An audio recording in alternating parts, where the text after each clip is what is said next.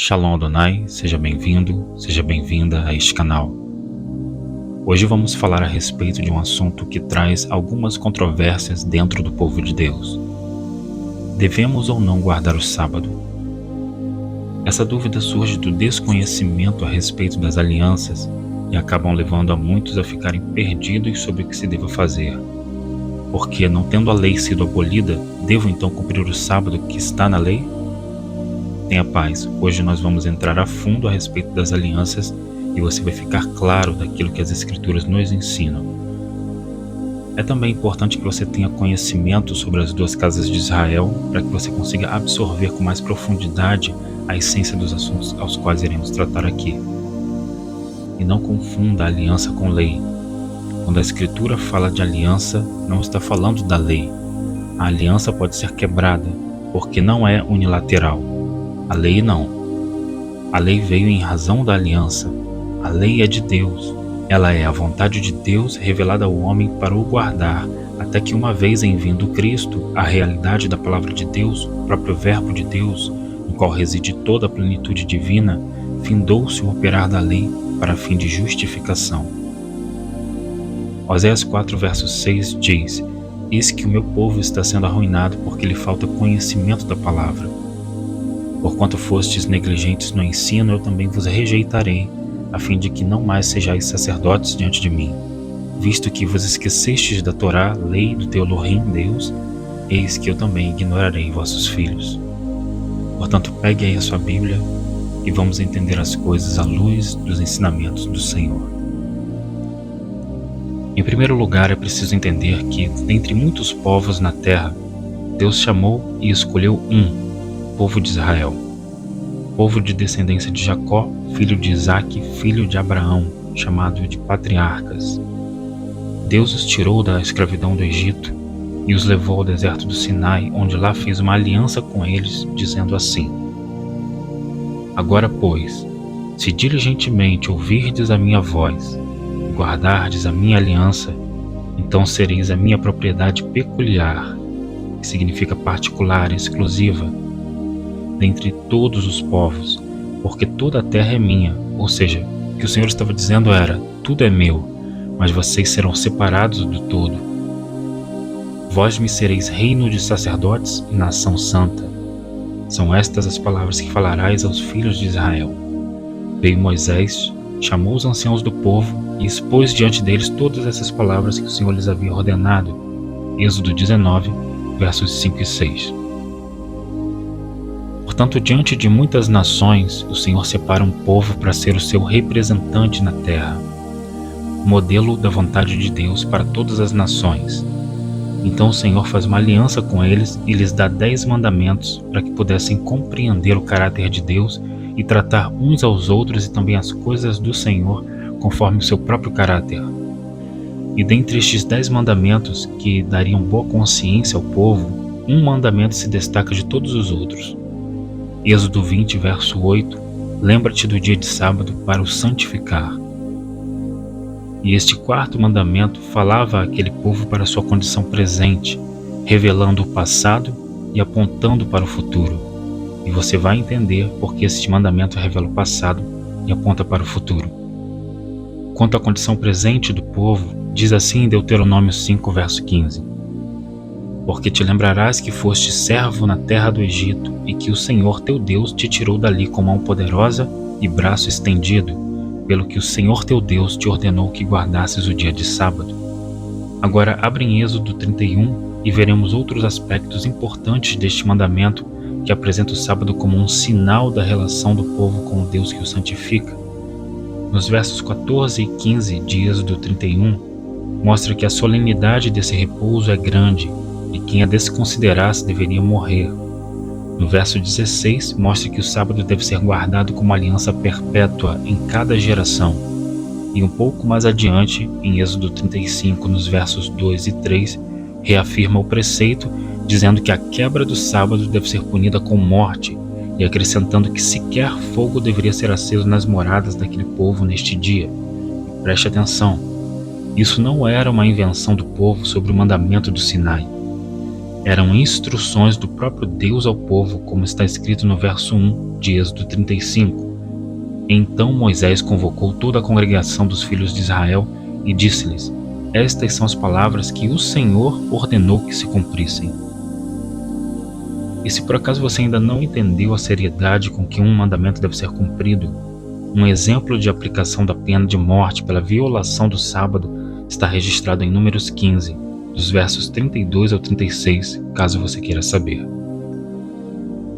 Bom, mais à frente na história do povo de Israel, a lei se ramificará a fim de que o povo pudesse lidar com sua vida em sociedade e com as coisas do Senhor de maneira a serem separados dos demais povos em sua consciência e atitudes, agindo com submissão às coisas que lhes foram ordenadas, ainda que muitas delas seriam cumpridas mediante ritos que só seriam compreendidos em sua realidade em tempos futuros.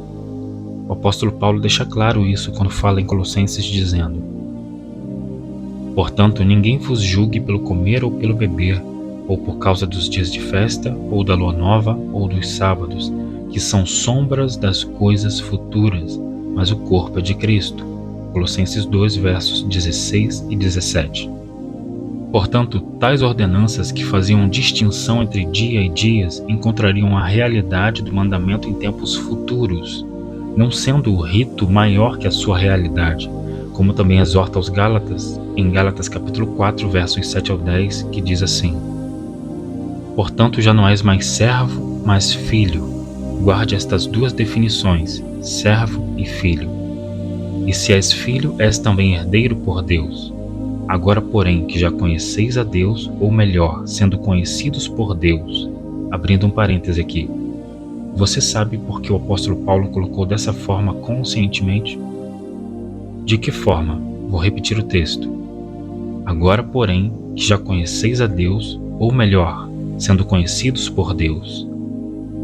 Foi uma forma de chamar a atenção para um fato muito importante aqui, porque uma vez dada a lei, tinha a lei o objetivo de dar conhecimento de Deus ao povo, mas eles não se submeteram a ela ao ponto de praticá-la renovando a consciência, e assim voltavam aos sacrifícios continuamente para cobrir seus pecados que se avolumavam. Portanto, o agora que já conheceis a Deus é substituído por ele por, ou melhor, sendo conhecidos por Deus, porque pela lei eles não se achegaram ao Senhor, mas o Senhor se achegou a eles enviando seu Filho. E continua: Como tornais outra vez a esses rudimentos fracos e pobres, aos quais de novo quereis servir? Guardais dias e meses e tempos e anos. Temo a vosso respeito que não haja eu trabalhado em vão entre vós. Gálatas 4, versos 7 ao 10. Eles estavam diante da realidade e queriam voltar à sombra dela. Vocês entenderam? Voltando aos que foram tirados da casa da servidão, a Israel segundo a carne, a lei se traduz em ensinamento do Senhor para ser praticada em total obediência até a morte, porque na carne está o pecado, e eles agora foram submetidos a um aio suficientemente perfeito e eficaz para fazer com que os membros da sua carne fossem escravizados, inibindo com que tocassem no conhecimento do mal, ou seja, naquilo que era mal aos olhos do Senhor, uma vez submetidos a esta lei. Mas dependia do próprio homem cumpri-la e nada impuro poderia permanecer no meio da congregação.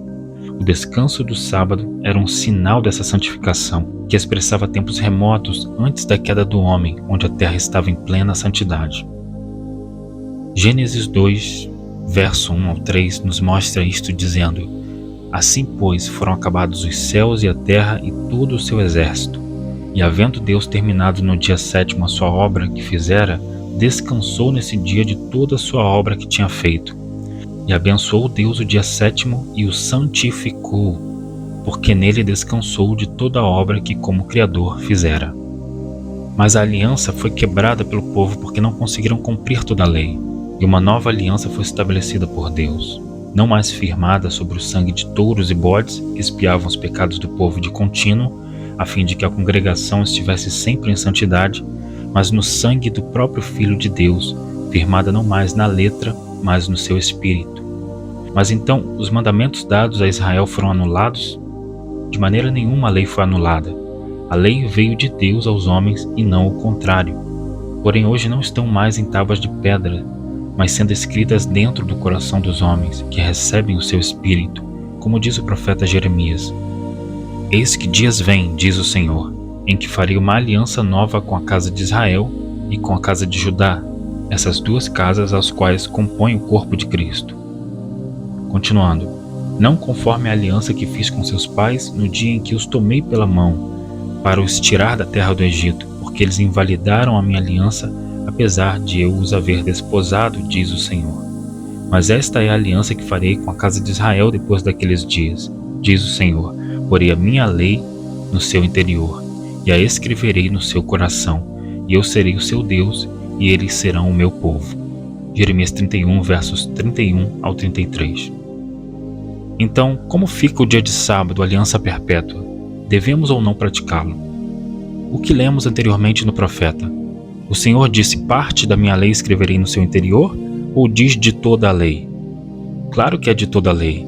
Se sabemos, portanto, que os dias e festas eram sombras de coisas futuras, como disse o apóstolo Paulo aos Colossenses, e que esta lei está sendo escrita em nós pelo Espírito do Senhor, como guardamos o sábado hoje então? O mandamento diz: lembra-te do dia de sábado. A palavra aqui é zahor, lembrar, recordar. Lembra-te traz a tua consciência para santificá-lo. Santificá-lo é torná-lo puro, sem misturas com as demais coisas do mundo. Trabalharás 6 dias e neles farás todos os teus trabalhos. Portanto, 6 dias para trabalhar pelo sustento do corpo e vaidades e desejos do mundo. Sustento para o corpo, porque o maná que o Senhor enviava ao povo de Israel no 6º dia era uma porção dobrada para ser consumida também no 7º, porque não havia envio do maná no 7º dia. Isso está em Êxodo 16. E diz respeito a não trabalhar pelo sustento no 7º dia, porque o sustento do 7º dia lhe seria dado pelo Senhor pouco antes de entrarmos nele.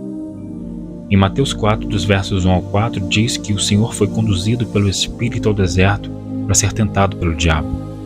E depois de ter jejuado 40 dias e 40 noites, ele teve fome. E sua primeira tentação foi: se tu és o Filho de Deus, manda que estas pedras se tornem em pães. Ao que responde: está escrito, nem só de pão viverá o homem, mas de toda a palavra que sai da boca de Deus. Então veja que toda a palavra que saiu da boca de Deus para o povo foi colocada em tábuas de pedra em uma primeira aliança com eles. Mas eles não viveram de toda a palavra que saiu da boca de Deus para eles. Antes todos se extraviaram, tendo o Senhor que dar carta de divórcio à casa de Israel e suportar os pecados de Judá até que o Cristo viesse. E agora toda a palavra que sai da boca de Deus estava em carne. O Verbo se fez carne, diz o apóstolo João, proclamando arrependimento e salvação. Portanto, o que fala melhor? A lei, que de fora para dentro dependia do homem se pôr em escravidão debaixo dela para alcançar uma justificação que não conseguiu? Ou o Espírito do Senhor que está escrevendo esta lei nos corações dos homens de dentro para fora? Portanto, trabalharás 6 dias e neles farás todos os teus trabalhos, não fala apenas da busca pelo sustento, mas também das vaidades do homem, sendo o próprio homem pura vaidade, como está escrito no Salmo 39, verso 5. Porque Salomão vai dizer também em Eclesiastes 1, verso 14, que ele se atentou para todas as obras que se fazem debaixo do sol, e eis que tudo era vaidade e aflição de espírito. Os 6 dias para as coisas do homem, portanto, não falam só de sustento para o corpo, mas de toda uma edificação que está em contraposição à edificação da criação de Deus nos 6 dias iniciais da sua obra, para gerar todas as coisas perfeitas na terra e no firmamento. E por que em contraposição? Porque a terra com o pecado do homem foi amaldiçoada. Por isso é dito a Adão: maldita é a terra por causa de ti, com dor comerás dela todos os dias da tua vida. Gênesis 3, verso 17. Logo, se não fosse por um motivo ruim, não haveria necessidade de um dia para santificar e tornar o 7º dia separado para o Senhor. Um dia que aponta para o 7º milênio, 1000 anos de paz e justiça no reinado do Cristo e a restauração da criação. E quando estamos santificando o 7º dia? Quando descansamos das obras que edificam o mundo, quando nos separamos de tudo que gera um trabalho de vaidade e passamos a trabalhar na restauração de todas as coisas por meio da palavra de Cristo, porque é dito: mas o 7º dia é o sábado dedicado ao Senhor teu Deus. Portanto, não fala de um dia para o homem descansar, senão das obras que fazem separação daquilo que é de Deus, porque isso é apenas uma sombra do descanso de Deus, e por esse motivo é dito: mas o sétimo dia é o sábado dedicado ao Senhor, o teu Deus. Então o sábado é dedicado ao homem ou a Deus? A lei diz dedicado ao Senhor, mas o Senhor Jesus disse que o sábado foi feito para o homem e não o homem para o sábado. Por quê? Para ele descansar e se deleitar em si mesmo? Era apenas um descanso para o corpo no sétimo dia da semana? Ou por acaso não fazia referência às obras das mãos de Deus, as quais também inclui o homem? Por que então o sábado é dedicado ao Senhor e foi feito para o homem? Quando Jesus diz que o sábado foi criado para o homem e não o homem para o sábado, quis dizer que o sábado era para ser separado, para trazer a consciência que Deus não pode descansar de suas obras enquanto existir pecado, porque foi infringida uma corrupção à criação de Deus. E Deus descansar é apenas uma forma inteligível ao homem que pudesse compreender que fala do retorno a uma harmonia na criação, não que Deus se canse. Por isso, lembra-te do dia de sábado para o santificar, a fim de que o trabalho nele não seja pela comida nem pela bebida e deleites e obras quaisquer para o mundo, mas para a regeneração do homem e consequentemente da criação que foi sujeita ao homem e com ele caiu. Porque é dedicado ao Senhor, que trabalha para essa regeneração até agora, a fim de que o homem e tudo que caiu com ele seja restaurado e traga novamente descanso sobre a terra que está agonizando, gemendo, esperando por essa revelação dos filhos de Deus. Por isso Cristo diz sobre o sábado: meu Pai trabalha até agora e eu trabalho também. E isto porque os judeus o perseguiram e procuravam matá-lo por haver curado pessoas no sábado. Isto está em João 5, versos 8 ao 17. Portanto, descansamos o sábado trabalhando com Deus. Descansamos o sábado na sua realidade, descansando de tudo que o mundo impõe ao homem como escravidão do pecado, que não permanece, para que trabalhemos em tudo que é eterno e proveitoso a Deus, coisas que nos trazem a liberdade. Continuando. Êxodo 20, verso 10 agora. Nesse dia não farás trabalho algum, nem tu, nem teus filhos ou filhas, nem teus servos ou servas, nem teus animais, nem os estrangeiros que morarem em tuas cidades. De que tipo de trabalho o Senhor está falando aqui? Trabalho para o homem, para sustento do homem e para edificação do que quer que seja no mundo, que dá continuidade à corrupção no mundo, porque até mesmo o homem não regenerado é uma corrupção para o mundo, porque trabalha para realizar os desejos da sua própria carne, sendo inimigo de Deus. E por qual motivo não farás obras alguma? Pois em 6 dias o Senhor fez os céus e a terra, o mar e tudo o que neles existe, mas no 7º dia descansou. Olha aqui o motivo. Porque o Senhor trabalhou para gerar a criação perfeita e pôs o homem por cabeça desse mundo que estava em harmonia com o próprio Deus. Mas o que o homem vai fazer? Transgredir a única ordenança de Deus que os guardava no jardim do Éden, pecando e trazendo maldição à terra, e portanto gerando trabalho a Deus para restaurar novamente todas as coisas, a começar pelo próprio homem. Portanto o Senhor abençoou o 7º dia e o santificou. O 7º dia inicia com uma santificação. Nada entra nele impuro ou corrompido. Isso nos aponta para o dia da expiação, porque para entrar no milênio, o sábado na terra, a terra precisa ser limpa, santificada. E para isso, tudo que traz corrupção ou é objeto de desvio de Deus deve ser retirado dela. Antes de entrar nesse descanso, tudo deve ser observado e constatado que é bom, à semelhança do que Deus fez com cada dia da criação. Em Levítico 16, verso 31, o dia da expiação, símbolo do dia do Senhor, é um sábado de descanso solene. Os israelitas tinham que observá-lo em atitude de arrependimento e como estatuto perpétuo. Também era o sábado que, como aliança perpétua, 12 pães eram colocados pelos sacerdotes sobre a mesa de ouro do tabernáculo, que dizem respeito aos apóstolos, e isso logo depois de ter posto em ordem as lâmpadas da menorá, que dizem respeito à igreja, às 12 tribos segundo o Espírito. Isso está em Levíticos 24, versos 5 ao 9, e faz uma alusão ao dia da ira do Cordeiro, quando a terra será purificada de todo mal. E em Deuteronômio 5, versos 11 ao 15, repete as palavras de Êxodo 20 com um acréscimo. O descanso relaciona-se ao alívio da escravidão imposta pelos egípcios.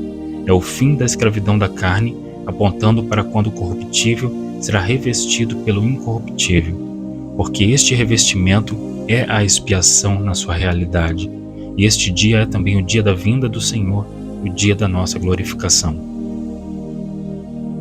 Então, como guardamos o sábado caso você ainda não entendeu? Como guardamos o sábado com o entendimento da sua realidade e não mais pela sombra da revelação do mandamento que proíbe ao povo até mesmo de acender fogo neste dia, como está escrito em Êxodo 35, verso 3? Como lembrar do sábado para o santificar? Ora, fazendo como o Pai e o Filho fazem, trabalhando até agora para que a vida de Deus traga restauração a todos os homens. É quando o descanso das coisas do mundo dá lugar ao trabalhar de Deus. Mas a todos os homens que não afligirem a sua própria alma, deixando os trabalhos do mundo, mas insistirem em amar o mundo e construir a sua edificação nele, serão removidos do povo de Deus, como os pecados do povo são removidos no dia da expiação, e com eles todos os geradores de corrupção devem ser removidos da terra neste dia, tanto homens ímpios quanto desobedientes e também espíritos imundos, para que a terra e toda a criação seja por Cristo restaurada no sétimo dia por este último Adão, Cristo glorificado e sua esposa, sua igreja, e entregar ao Pai uma terra com paz e justiça, tal como o Pai entregou um mundo em harmonia consigo mesmo ao primeiro homem, o primeiro Adão. Em Hebreus 3, versos 14 ao 19, está dito assim: Assim, pois, como diz o Espírito Santo, hoje, se ouvirdes a sua voz, não endureçais o vosso coração, como foi na provocação, no dia da tentação no deserto, onde os vossos pais me tentaram, pondo-me à prova, e viram as minhas obras por 40 anos. Por isso me indignei contra essa geração e disse: Estes sempre erram no coração. Eles também não conhecem os meus caminhos. Assim jurei na minha ira, não entrarão no meu descanso. Tende cuidado, irmãos, jamais aconteça haver em qualquer de vós perverso coração de incredulidade que vos afaste do Deus vivo. Pelo contrário, exortai-vos mutuamente cada dia durante o tempo que se chama hoje, a fim de que nenhum de vós seja endurecido pelo engano do pecado, porque nos temos tornado participantes de Cristo se de fato guardamos firme até ao fim a confiança que desde o princípio tivemos. Enquanto se diz, hoje, se ouvirdes a sua voz, não endureçais o vosso coração, como foi na provocação.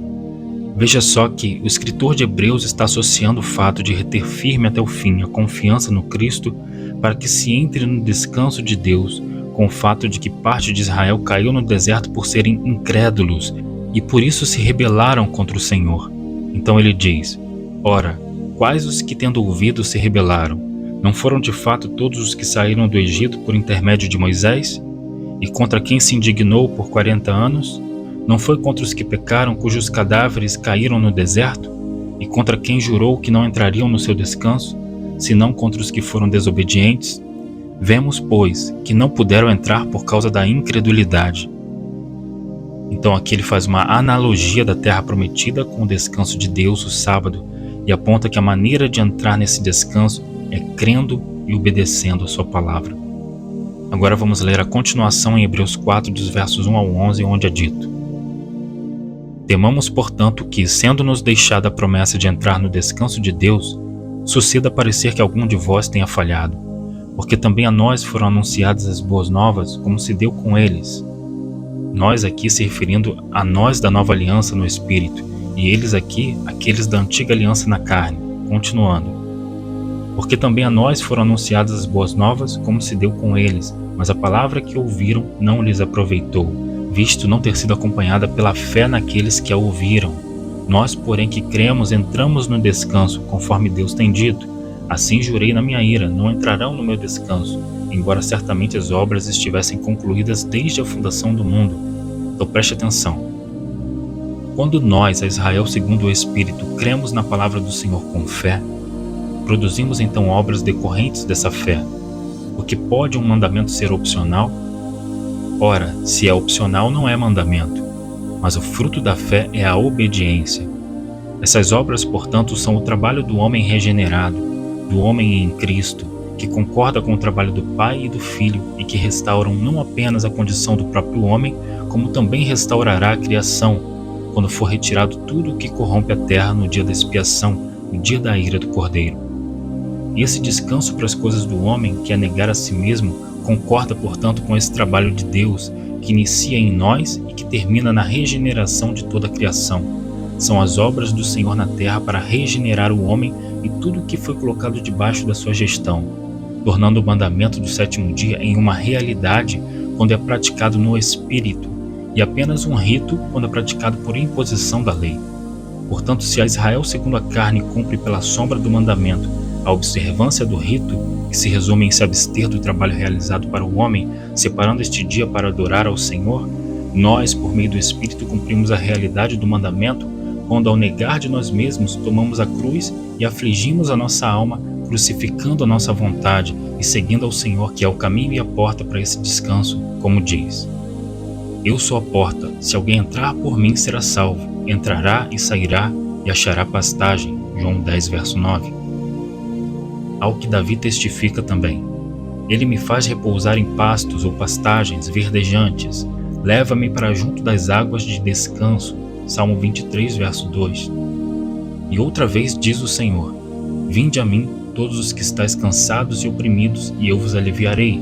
Tomai sobre vós o meu jugo, e aprendei de mim, que sou manso e humilde de coração, e encontrareis descanso para as vossas almas. Mateus 11, versos 28 e 29. Cumpre, portanto, o sábado a Israel segundo a carne, segundo a maneira que a eles estava proposta, ou seja, fazendo distinção entre dia e dias, até que viesse a realidade do mandamento, que é a restauração completa das obras de Deus na terra, mediante o trabalho de Deus expressado no Cristo e sua noiva. Porque nós, que somos a Israel segundo o Espírito mediante o Cristo, muito mais devemos então afligir a nossa alma, tomando a cruz, a fim de que entremos no descanso de Deus, seguindo os passos do Senhor, e adorando ao Pai, não mais olhando para o dia que se faz distinção, senão que o dia em que se cumpre essa realidade, o dia da expiação, o dia da vinda do Senhor, para a entrada no milênio de paz e justiça, reinado do Cristo na terra. Por isso, se trabalhando para cumprir essa realidade do mandamento, devemos nos mover com fé em favor dela, tomando posse da promessa de ser herdeiro de uma terra de paz e justiça que aponta para o descanso das obras de Deus, ao que o Senhor diz que já foram concluídas desde a fundação do mundo. Contudo, alerta que os que não creem no Cristo, que é toda a palavra que saiu da boca de Deus, não entrarão nela à semelhança dos filhos desobedientes que caíram no deserto e não entraram em Canaã. Ele então compara este descanso simbólico, que era a terra prometida ao povo israelita, com o descanso literal que inicia no milênio, que tem no sábado a sua representação, porque fala de um descansar de Deus de suas obras, as obras de Deus em perfeita harmonia. Continuando: Porque em certo lugar assim disse, no tocante ao sétimo dia: E descansou Deus no sétimo dia de todas as obras que fizera. E novamente no mesmo lugar: Não entrarão no meu descanso, se referindo aos desobedientes. Visto, portanto, que resta entrarem alguns nele, e que por causa da desobediência não entraram aqueles aos quais anteriormente foram anunciadas as boas novas. Está se referindo àquela geração no deserto do Sinai, que pereceu e não entrou em Canaã. Continuando: De novo, determina certo dia hoje, falando por Davi, muito tempo depois, segundo antes fora declarado: Hoje, se ouvirdes a sua voz, não endureçais o vosso coração. Ora, se Josué lhes houvesse dado descanso, não falaria posteriormente a respeito de outro dia. Agora é para o povo hebreu despertar. Ele está dizendo que se aquele descanso prometido foi dado quando entraram em Canaã, liderados por Josué, por que Davi renova muito tempo depois, no Salmo 95, a necessidade de, se hoje ouvir a voz do Senhor, devemos crer em sua palavra para não ser como aqueles desobedientes, como que não considerando que houvera o povo de Israel alcançado esse descanso prometido, embora foram poupados Josué e Calebe, duas testemunhas que viram a rejeição do povo aos mandamentos de Deus, e também os filhos daquela geração de 20 anos para baixo, que assim como seus pais andavam errantes no pecado, embora foram poupados entrando na terra, liderados por Josué, se comprometendo a seguir ao Senhor, ao que se diz a respeito disso. Então a ira do Senhor se acendeu naquele mesmo dia, e jurou dizendo que os homens que subiram do Egito de 20 anos para cima não verão a terra que jurei a Abraão, a Isaque e a Jacó, porquanto não perseveraram em seguir-me, exceto Calebe, filho de Jefoné, o quenezeu, e Josué, filho de Num, porquanto perseveraram em seguir ao Senhor. Números 32, versos 10 ao 12. Ora, então se muitos foram chamados, mas entraram apenas os escolhidos, o descanso já não foi dado ao povo em Canaã, a esses escolhidos? Então por que Davi no Salmo 95 convoca a cantar e a jubilar a rocha da nossa salvação, o Senhor, proclamando louvor a Deus e celebrando as obras da criação, advertindo que se hoje ouvirmos a sua voz, não endurecemos o nosso coração como no dia da tentação no deserto? Restaria ainda algum repouso para o povo de Deus? Qual descanso ainda resta? Continuando, Hebreus 4, verso 9. Portanto, resta um descanso para o povo de Deus. Agora preste muita atenção aqui.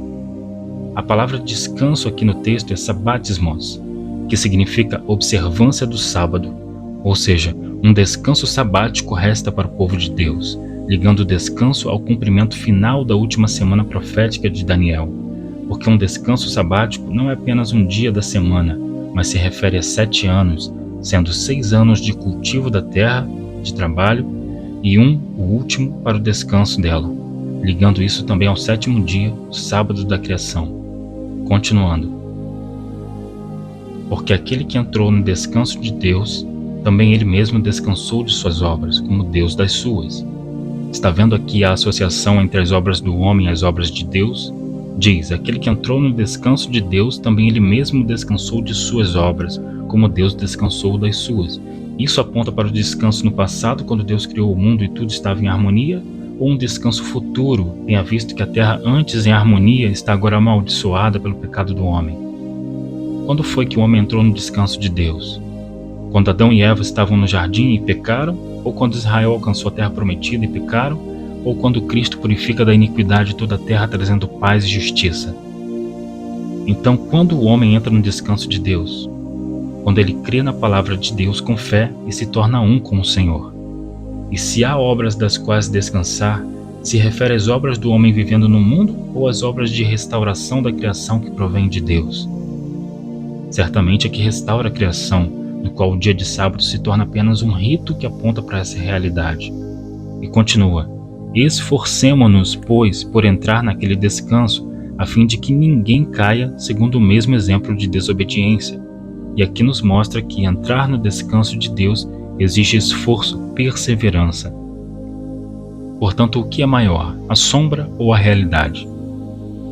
Deus separou um povo para protagonizar essas sombras a fim de que hoje pudéssemos avançar para a realidade.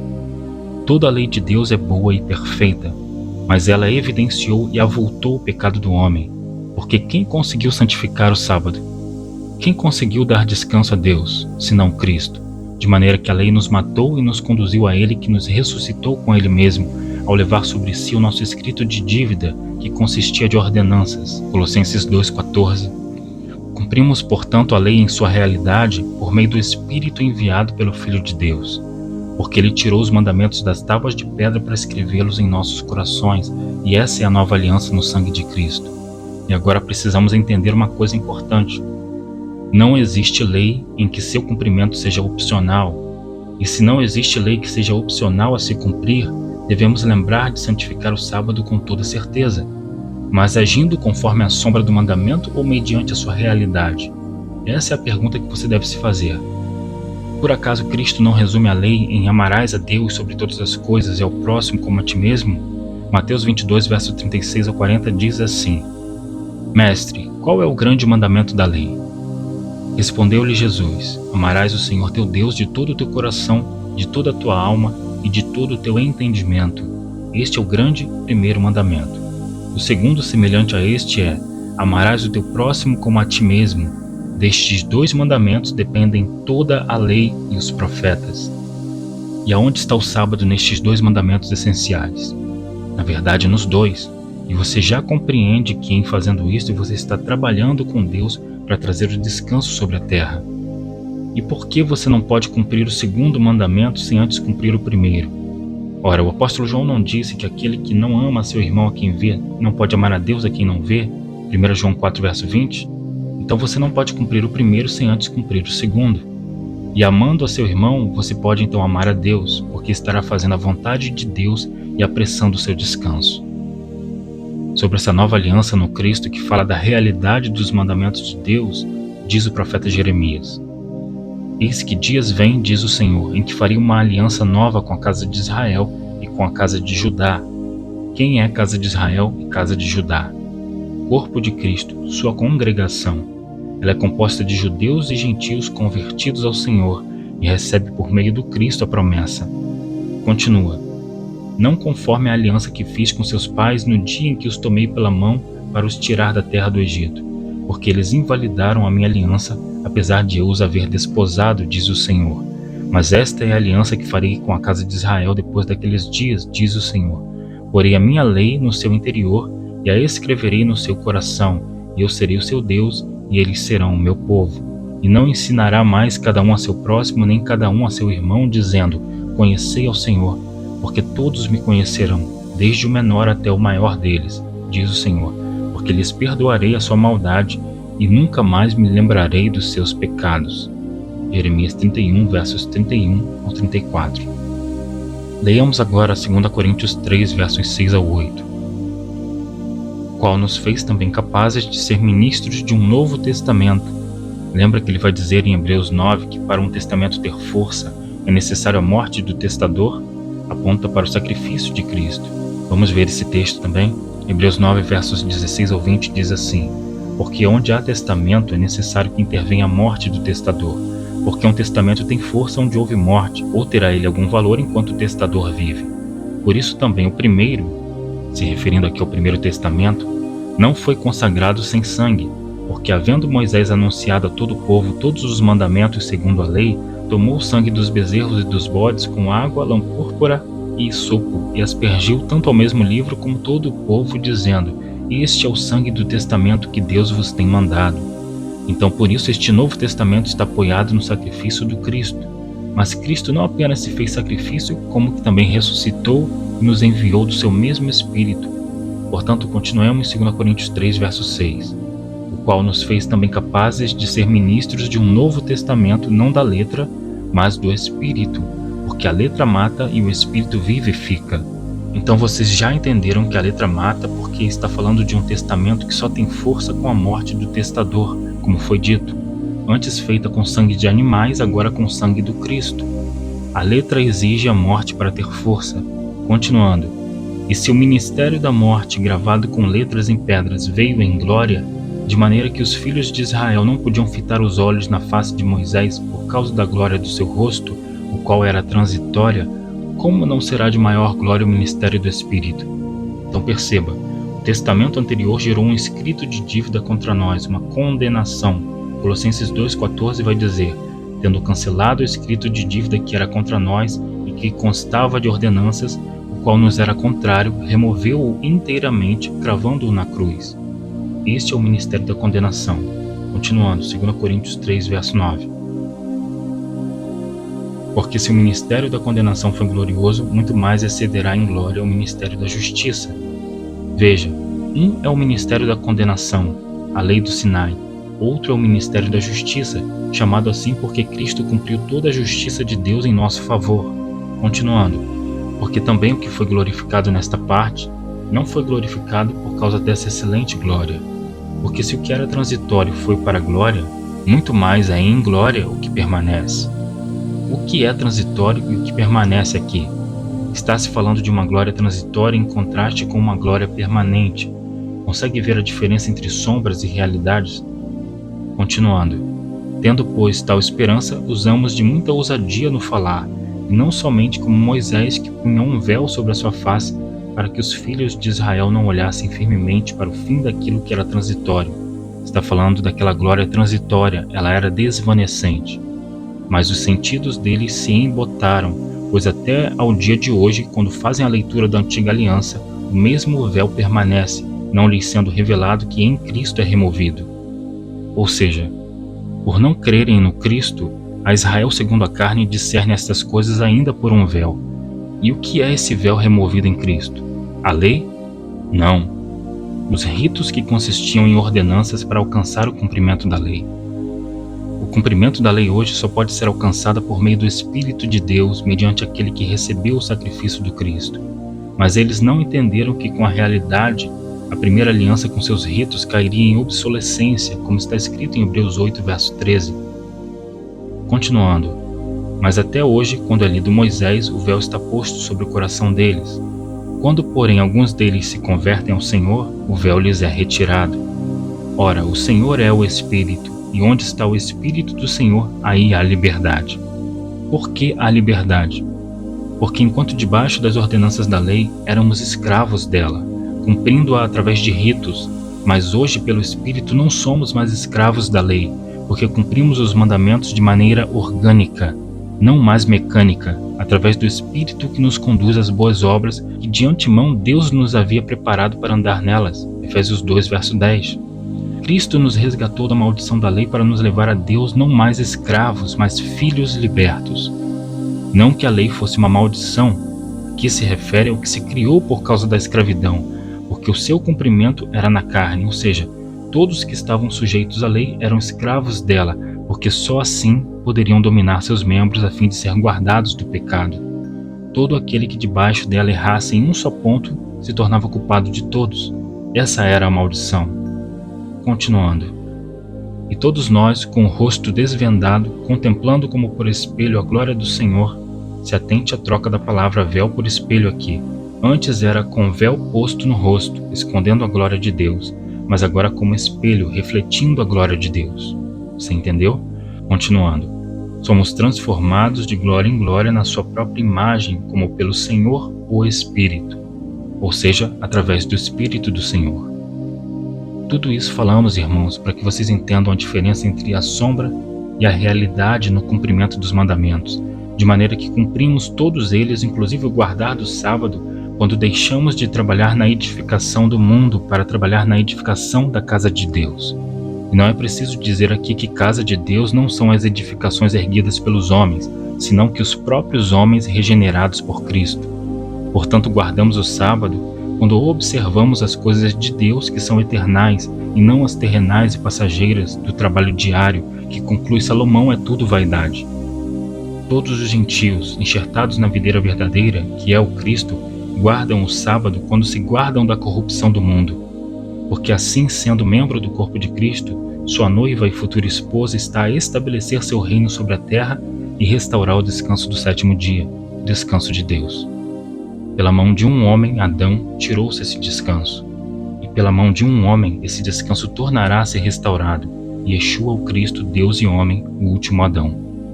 E para concluir, devemos saber por que o sábado é então um estatuto perpétuo. Quando você entende que a realidade do sábado é o descanso de Deus de suas obras, ou seja, todas elas em harmonia novamente, você também pode agora entender o porquê o sábado é um estatuto perpétuo. Ficariam os filhos de Israel cumprindo o rito eternamente?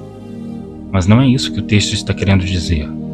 Mas que o sábado é um estatuto perpétuo, ou seja, que as obras do Senhor, uma vez restauradas na terra, não tornarão a serem corrompidas. E nesse contexto, o diabo e seus anjos foram julgados e ele será preso e seu fim será no lago de fogo, junto com todos os ímpios. E cumpre-se a vontade do Senhor orada por ele mesmo ao Pai, dizendo: venha ao teu reino, seja feita a tua vontade, assim na terra como é feita no céu. Portanto, o sábado, o sétimo dia, é também um descanso eterno do trabalhar pela restauração do homem e toda a criação, que ora feita perfeita também caiu por estar sujeita ao homem, e será restaurada pelo Pai, pelo Filho e sua esposa, o seu corpo, sua eclesia, de maneira que o Senhor chama a todos para o seu descanso, para um verdadeiro sábado na terra em 3 passos. Vinde a mim é o primeiro passo, todos os que estáis cansados e oprimidos, e eu vos aliviarei. Tomai sobre vós o meu jugo, este é o segundo passo, e aprendei de mim, terceiro passo, que sou manso e humilde de coração, e encontrarei descanso para as vossas almas. Mateus 11, versos 28 e 29. Vir a ele, tomar o seu jugo e aprender dele. Espero que toda dúvida tenha sido retirada do seu coração, mas se ficou ainda algo em você sem resposta, coloca aqui nos comentários que terei o prazer de te responder. No mais, um dia de descanso no Senhor para ti, trabalhando na edificação da casa de Deus. Até o próximo estudo e devocional. Shalom Adonai.